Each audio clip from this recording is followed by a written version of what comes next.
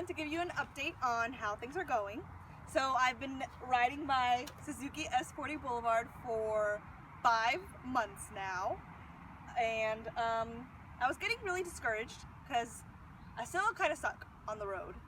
Suck at riding. Trying to get better, taking classes, watching a lot of YouTube videos, reading my manual, but it still can be pretty overwhelming, and I'm too stubborn and obsessive to quit. But I needed some more encouragement, so I decided I need to give myself progress reports.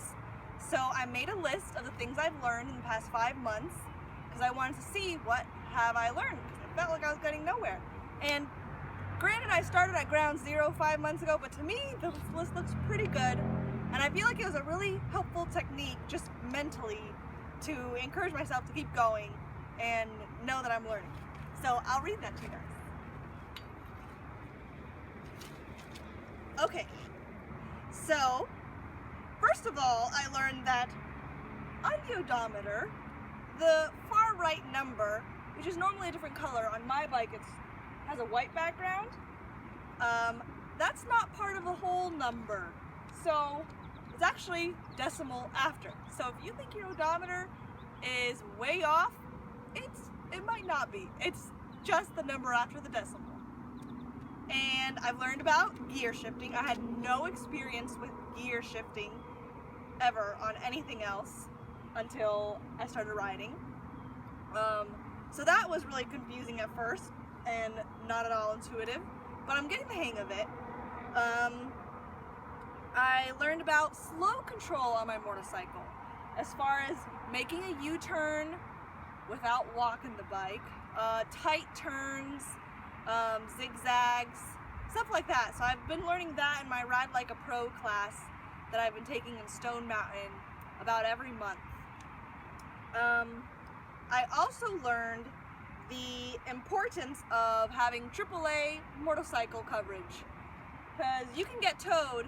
You can tow your motorcycle for about $175, or you can pay $35 a year for AAA and have it get towed infinitely for free.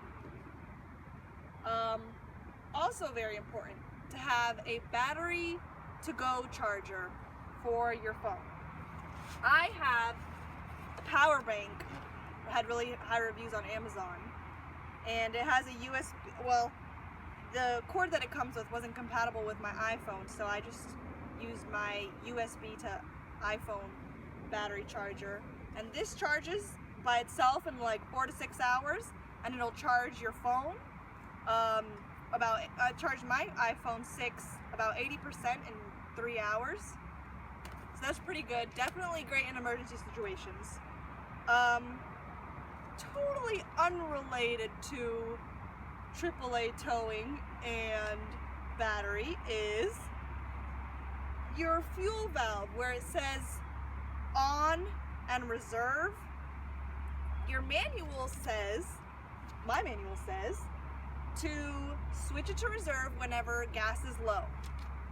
For some reason, I thought gas is low meant you open your tank, there's nothing in there, it's dry, switch it to reserve, and a miracle will happen, and then you can get to a gas station. That actually means if you have like 1 gallon left in your tank, switch it to reserve. Otherwise, the pipe that takes gas to your engine when it's on is at a higher level than about 1 gallon of gas, at least on my bike. So you could be riding at 55 miles an hour in the middle of the country in Conyers, Georgia, and think you have plenty of gas because you can hear it sloshing, and just stall right in the middle of riding and get your car towed and think, what the heck is wrong with your bike? And really, all you have to do is switch to reserve. So that's good to know. I realized that practicing on my own, as far as in parking lots, using Dr. Jim's riding tips, I really wasn't making a lot of progress. I kept making mistakes and I didn't really know how to troubleshoot them or fix them. So I signed up for the class in Stone Mountain, Ride Like a Pro, Atlanta, and I do that every month, and that's really helpful because then I have someone professional to go to every month. Navigation. I found that using my earphones and Google Maps is subpar, because sometimes the earbuds fall out while I'm riding, and that's not really something you can adjust. You move your hands, you die. Or I just can't hear it when they're going too fast, which I don't do. I also learned how to load a motorcycle onto a trailer all by myself. I think I'll post a video about that. And strap it down. I don't know if the guys at U-Haul were being really nice or if I was being really annoying, because basically they gave me a lesson on how to strap down a motorcycle to a trailer. And then for girls, this is more applicable. Guys, sure, maybe you want to take care of yourselves, that's never a bad thing. But girls, I realized that even if you have a full face helmet, the wind still gets up in your helmet, and for me, I'm constantly wearing chapstick, so when I'm riding, it makes my lips feel really dry. So I carry chapstick always with me. The bandana is not very cute, but it's very important because you do not want your greasy, sweaty hair getting your helmet dirty. So I have one of those too. This is my bandana.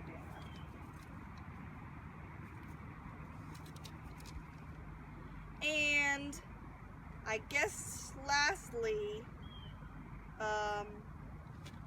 also for girls, I don't really have a solution for this, but if you're a girl and you want to talk to somebody about motorcycles, and you're probably doing it because you love it, so you're really excited when you're talking about it, and if you ask a lot of questions, they're probably going to think you're hitting on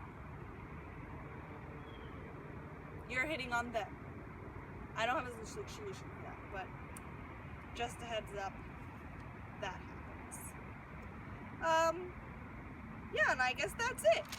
So, even though I feel really awkward still on the road, I am halfway between Buckhead, Atlanta, where I live, and Athens, Georgia. I came out here to go to the 2016 Georgia Moto meetup. About 600 people showed up. It was really cool, really fun seeing all the bikes. A little scary on the road with so many people. A few riders actually got in an accident with each other. Hopefully they're okay. But the ride was really short, so afterwards, for the past 3 hours, I've just been riding around country roads off of the highway of 316. And that's been really fun. And also another new thing for me today, my first time on the highway. So anyways, I guess, since I'm pretty new, I'm not offering advice, I'm just telling you how I'm progressing in case you're in the same place.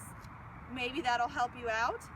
And hopefully, if you're riding and you're new, don't get discouraged.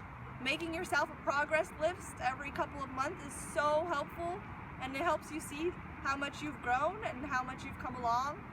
So hopefully that helps. Bye!